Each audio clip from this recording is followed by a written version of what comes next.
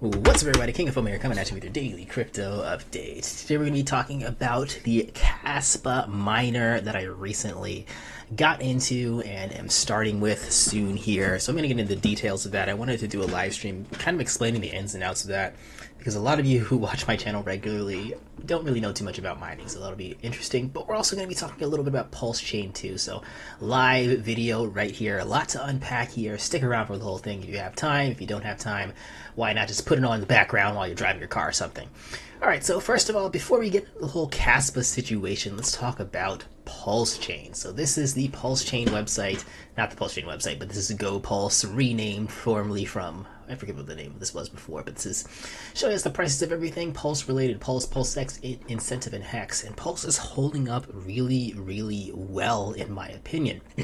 You guys know that I've talked about Pulse in the past, and I said that, Pulse Chain isn't really in the position right now for me as to where I'm looking at, oh man, I can't wait for the 50x, 10x, 6x for Pulse Chain right now, because I think that this is a really, really good opportunity for people to make yield in Pulse Chain.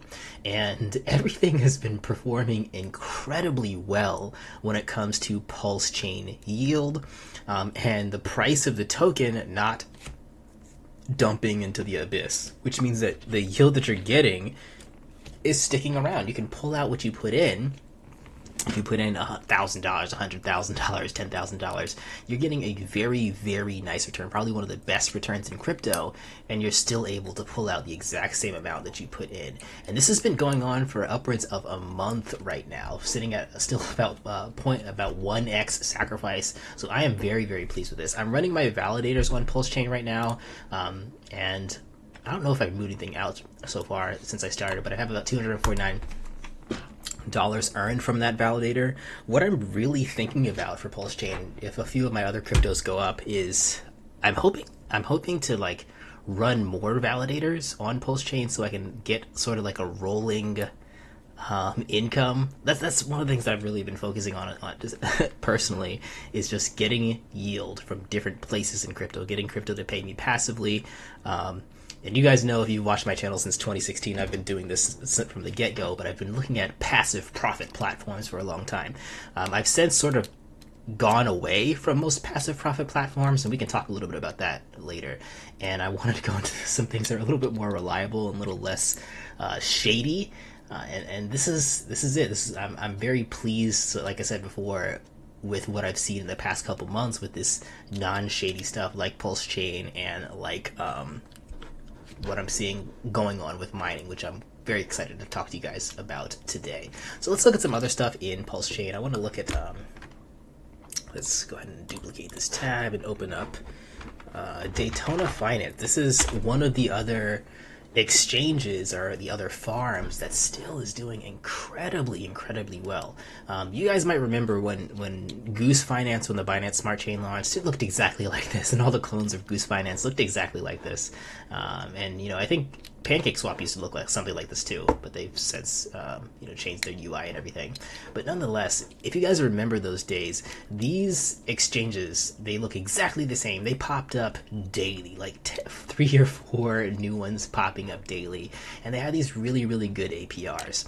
And within sometimes a day or 2 days or 3 days, and then eventually within hours or minutes, all of those clone websites just crashed. Their APRs went up extremely high, but the price of their tokens went down basically to nothing, which means you lost everything. If you were farming with the native token, or some of the APRs went down so low that you couldn't recoup the fee from putting it in there. Daytona Finance is holding up extremely well. Like I said, this has been going on for about upwards of a month, and you guys can sort of see what you can make in a day. Like for $1,000, if you're putting $1,000 in this Tony USDC pool, every single day you're getting back $91. Every single 7 days you're getting back $600, and every 30 days you're getting back you're 3xing what you put in. And you might say, well, that's not sustainable. Well, if you would have done this a month ago when this Daytona Finance first launched, you would have gotten that 3x, and you would have been able to pull out your $1,000. That's essentially almost a 4x right there. So Yeah, these APYs, like I said, Pulse Chain is not something to sleep on. If you're just holding PLS tokens, consider jumping into a farm. I mean, do your research on them, but these are looking pretty nice. Let's look at another one.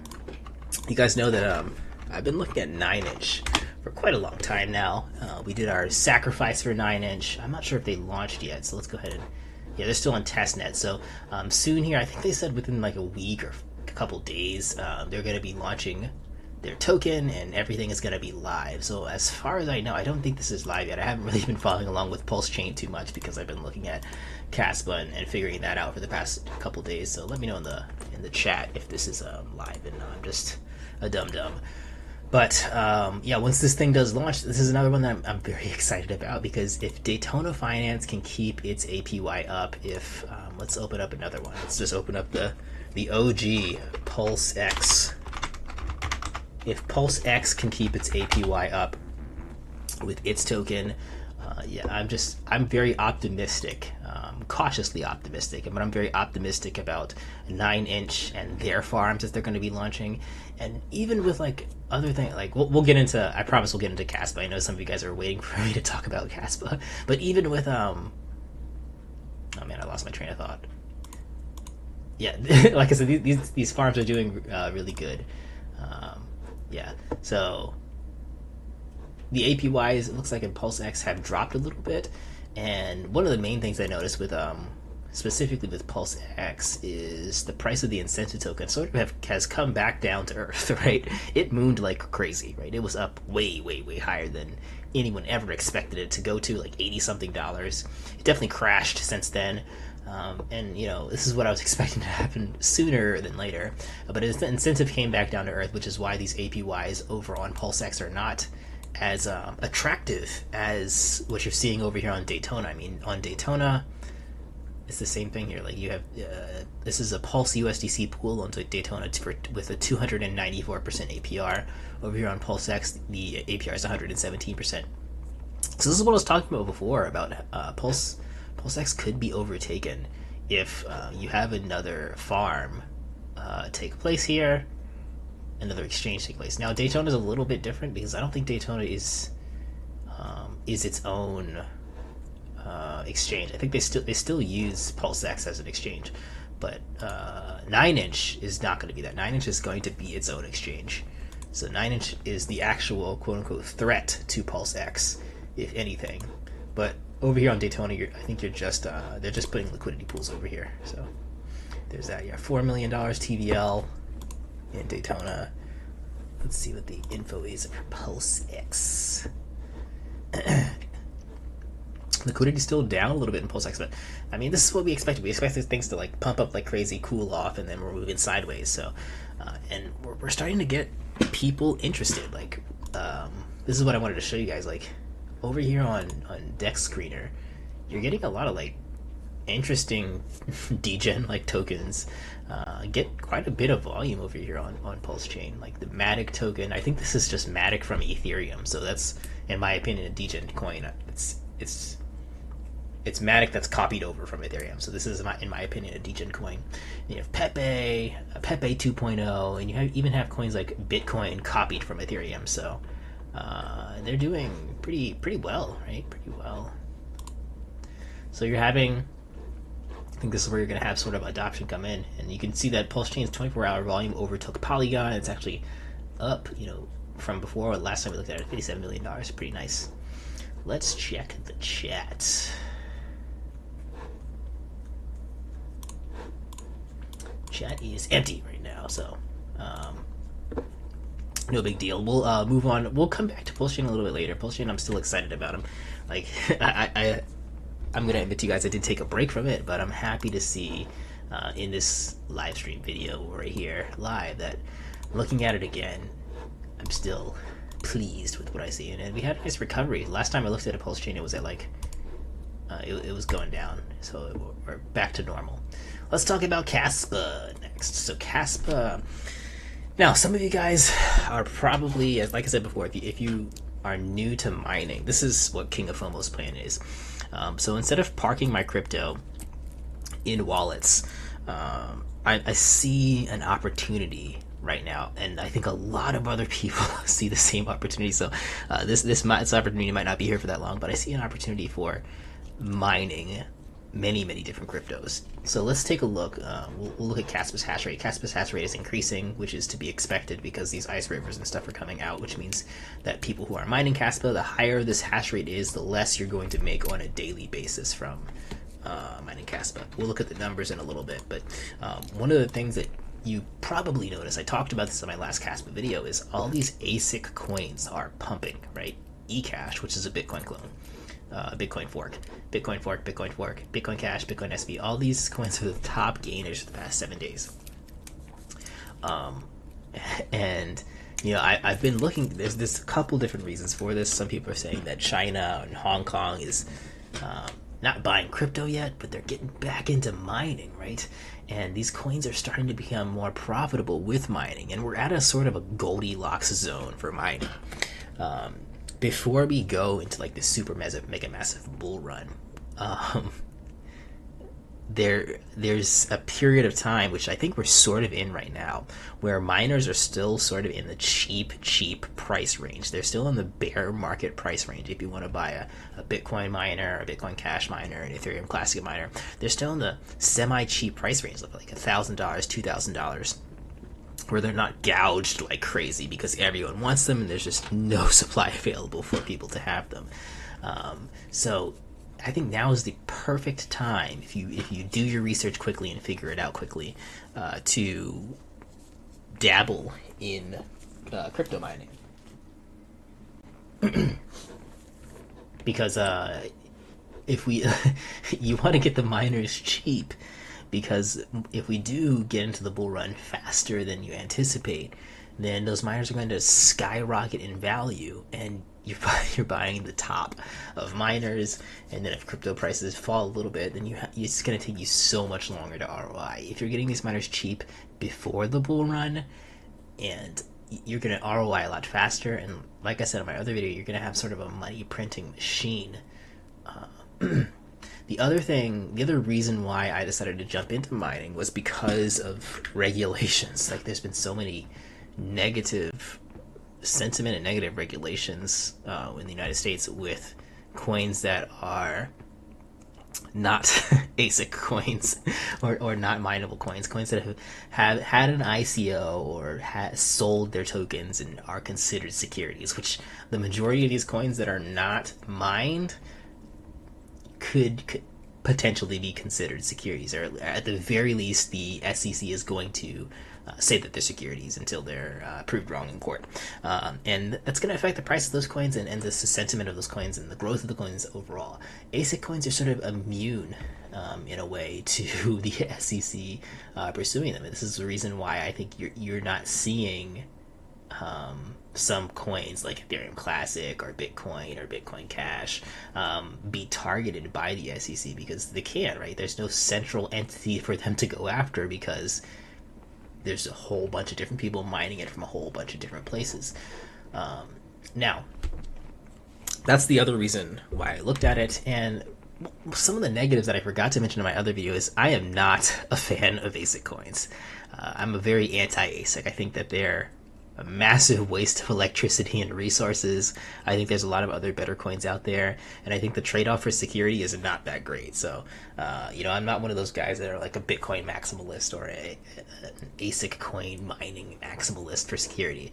I think I lean towards coins like Ethereum and your EVM coins, which are doing not so good in the past month or so. They're starting to recover, but they're not doing anywhere nearly as good as these mineable coins. But I'm also the type of guy that doesn't like to have all his chickens in one basket, all his eggs in one basket. So I will dip my toes in mining just to see what it's all about. I love to explore the stuff that I hate, right? It's to explore the stuff that I think is not good, and try and play devil's advocate to myself, convince myself that I'm wrong. So that's sort of what I'm doing with getting into this mining stuff.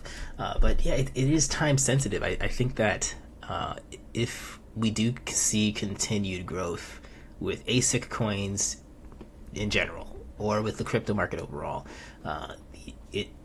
I'm eventually going to be priced out of wanting to mine with the cost of miners. So another thing that we can look at here is, this is a good resource to look at for people who are interested in getting into mining. ASIC miner value. So I've been looking at all this. We'll talk about Iceriver in a little bit, but I've been looking at all this stuff for quite a bit, and yeah, we're getting some nice numbers, right? These are so some of these miners are not Bitcoin based, right? Let me find the first Bitcoin based. I don't know what this Eagle song is. I have to look and see what this Eagle song is all about. But all this is no, these are Bitcoin based. Yeah, so some of these are Bitcoin miners. These Bitmain Antminer L7s. You're making $10 a day from these things, and this is, I foresee, like, if people continue to do this, these miners are going to go up in price, and the profitability is going to go down because hash rate is going to go up. Right, so this, like I said before, is the Goldilocks zone for finding this stuff. But it is difficult. In my other video, I talked about how, like, you can't really just buy one of these things and plug them into your house, right? It takes a lot of planning to have even one miner, and if you're gonna really capitalize on this opportunity and try and pick up 3, 4, 5 miners, you're gonna need to really plan it out and start rewiring your house and getting you know, warehouses in your backyard depending on the space. So it's not an easy thing to, like, dabble with, for sure. But if you're going to figure it out, I would suggest figure it out sooner rather than later, before these things get too expensive. What's my thoughts on that? Whoops, clicked off the screen I wanted to be on. I want to look at this over here. Let me make sure. Yeah, we're good here. Yeah, so I think that wraps it up for most of Pulse Chain. Kaspa. Let's talk a little bit about my journey with Kaspa. So I've been looking at Kaspa, like I said, for quite a while, since before the super pump for Kaspa. I think that Kaspa's price is going to rebound quite a bit, and I'm also fairly confident that this is going to be a losing decision for me. We'll see. So Kaspa's sitting down about 3% right now, down about it's doing okay, right? Its high from earlier this week was about 2.7 cents. Now it's down to about 2.5 cents, which is not bad. If we zoom out even further, this 90-day chart, it was in the dumps for a while. It was at 1.5 cents, 1.4 cents. And it's still pretty much in the dumps from where it's been. No, not so much. About 3 months ago, it was at about 4 cents. So I think it has room to grow for sure. But I looked at all this stuff before these ASICs for Kaspa came. Now, before you have ASICs, you have things called FPGAs, and before you have FPGAs, you have things called GPUs. So all these mining coins usually go in those steps. You have GPUs, which is just like the stuff that's inside your computer right now. Then you have FPGAs, which is like slightly more complicated, dedicated machinery to mine cryptos, but they're more lenient, right? So you can mine a lot of different stuff with FPGAs. And then you have ASICs, which are very focused, specific machines that only mine maybe one specific coin or one coin chain that has been forked out to different things, so like your Bitcoin forks. And these Kaspa ASICs came out like within the past 30 days, less than that. So this company right here called Iceriver, they were the first guys to put out some ASICs for Kaspa. And what that means is everyone who's been mining Kaspa with GPUs and FPGAs, they have very small hash rates, or they have a machine that just can't really get that many coins, right, compared to these ASICs. When you're looking at things, you have this value called gigahash, terahash, petahash. The higher hash you have, the more coins you're going to get compared to everyone else, right? So previously, most people had less than 100 gigahash, or maybe 100 gigahash at most. And terahash was pretty much unheard of when it comes to Kaspa miners with GPUs and FPGAs. So once these things came out, right, people are starting to make massive profits because they're way ahead. They're tens of times ahead of everyone else with GPUs, and this machine is just so much more efficient than any other thing out there. That's what these ASICs do. Now, the problem when this thing launched less than 30 days ago, like I said, this company is pretty much brand new. Again, less than 30 days old. So, and you have ASIC companies come out all the time. They sell these multiple $1,000 machines, and then they take your money, and then they turn it off. They turn off the website, right? We here on the King of Fomo channel have seen that happen plenty of times with passive profit platforms. They just turn off the website and you're SOL, right? So many people were skeptical about Iceriver. Now, they could still be that, no promises, but they did send out their first shipment, and I think that most people have gotten their first shipment of Kaspa Iceriver miners. There's a few people that haven't gotten their first shipment yet, but for the most part, it's seeming like these people are not scamming yet, if at all. So that was the risk. Now, when these machines first came out, King of Fomo was thinking, you know what, I kind of want to get one of these. I kind of want to get one as soon as before they sold out and everything. And I would have been a massive profit if I decided to take that risk. The problem is, if I would have tried to get one of these, it probably wouldn't have worked out very well for me because, like I said, I don't have the space or the setup or the electrical configuration to just plug and play one of these things. So that was the issue that I had, and I was also brand new to the whole crypto mining space. So I did not know any options, and I still don't know many options right now. But you know, after about 10-15 days of doing research, I have found enough options as to where I'm comfortable picking up one of these miners and trying it out. Now, they recently did put out these two new miners, which again, still potential scam alert, right? These are significantly more expensive. They could just decide to say, hey, thanks for the money, bye, and not send out anything. So there's still a very, very high risk with this new company. But if they do send them out, it should be very nice and profitable. And these guys were the first company to put out ASICs, but you're starting to see other companies put out ASICs too that are more reliable, like Bitmain, who is one of the most reliable ASIC companies out there. You know, they're not going to scam you with what they're going to put out. So that's sort of my journey with Iceriver. Now we'll see kind of what happens. What I decided to do, like I could have went the route of rewiring the house, and I haven't decided if I'm going to do that. Really, I'm going to think about that and look at my electricity rate once this thing is on my doorstep, right? That's when I'm going to make my final decision of whether or not I'm going to pay for an electrician to rewire this house and be able to plug this machine in some place that's not going to be annoying to my family or neighbors. I gotta figure out the logistics of all that once this thing hits my doorstep. Or my second option, which is right now what I'm leaning towards, is sending it to a hosting facility, which means that someone else who already has all the space and wiring and everything, electricity setups and know how to plug this stuff in and get it going, is going to I'm going to mail my machine to them. They're going to plug it in, and I'm going to be able to get my rewards to my wallet from my machine. Now, of course, I'm going to have to pay them for hosting services, and I'm going to have to pay them for electricity, but from what we saw earlier, if I'm getting this profitability per day, it should be fine, right? And this is this BT miners, they have a good profitability calculator right here for the Kaspa miners. Let's take a look at that. Let me take a bite of some of my food. I'm gonna mute my mic so you don't see me, but you look at these numbers before I really break them down, give you like maybe 30 seconds to look at them.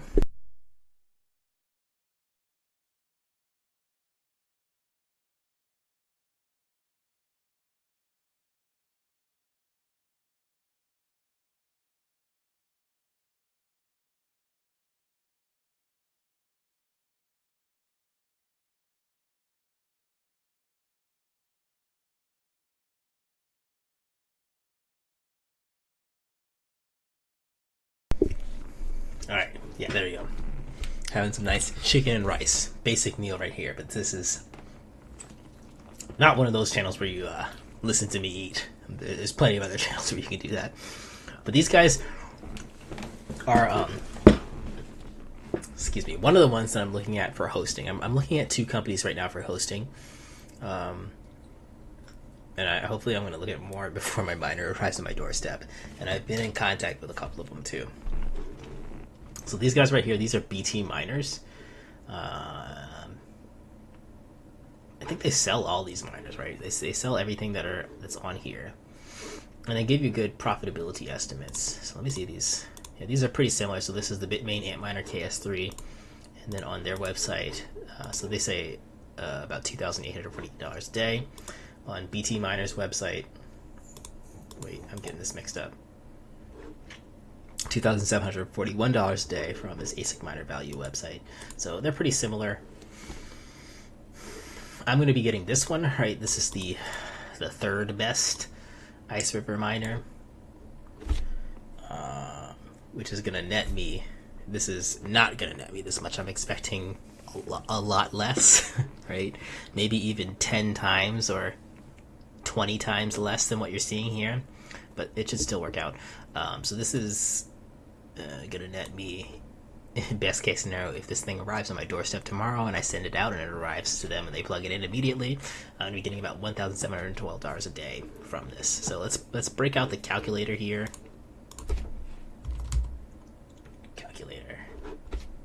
Calculator. And let's do some math here to see how much does it cost for me to get ROI from this. And that's what most people are concerned with. This is why you have sort of like a Ponzi-esque scale for these miners for supply and demand. It's kind of skeevy, and this is another reason why it's like this is not the easiest thing to get into if you want to get the highest end ASIC miners.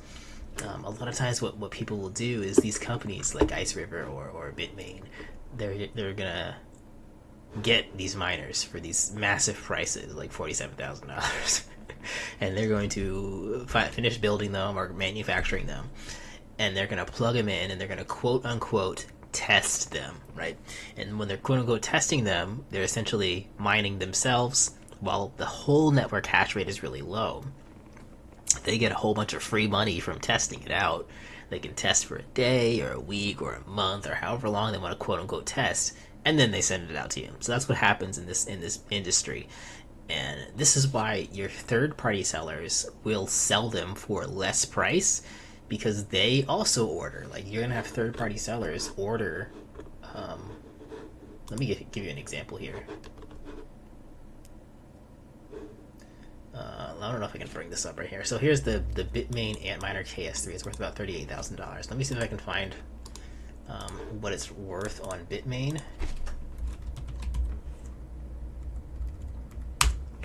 Hopefully it's this one.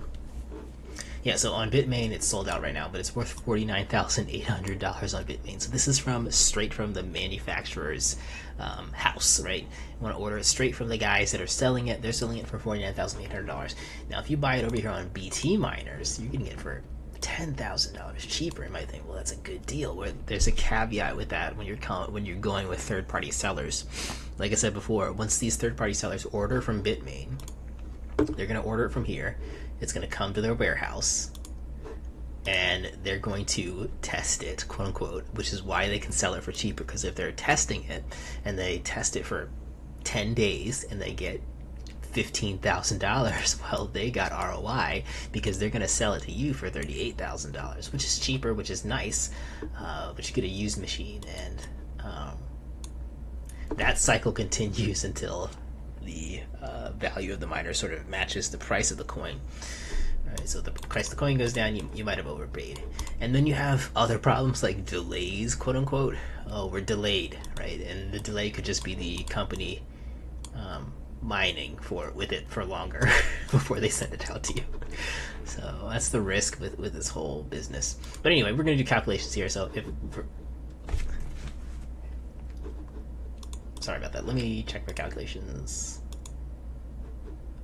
Yeah, so this thing is 24K. And Where's my calculator at? 24k, and oh, this is why I went backwards. I'm lost here, and this is the miner right here. It's making 1.7k a day. So we're gonna do some division. I'm gonna round it up to 32k because I'm gonna have to pay taxes on getting it in here. So let's do some 32k,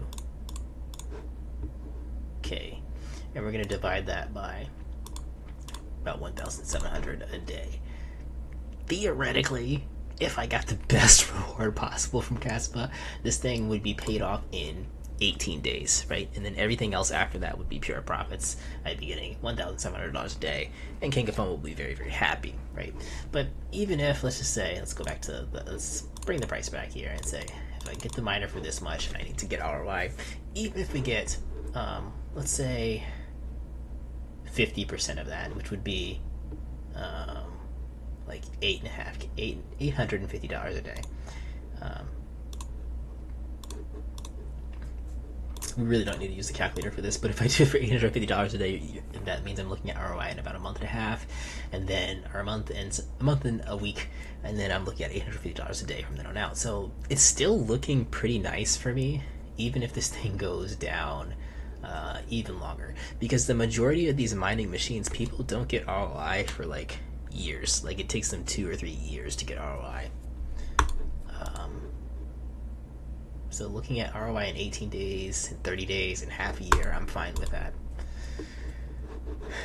Yes.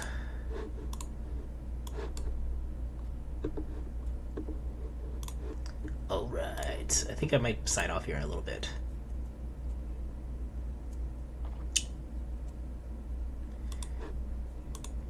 Yeah, so hopefully that breaks down my whole Kaspa breakdown for you guys. Now, there's a lot of websites you guys can look at. Like, this is one that you want to pay attention to, specifically for Kaspa miners. Now, like I said, I highly recommend you don't do Kaspa mining unless you're a super big risk taker like me.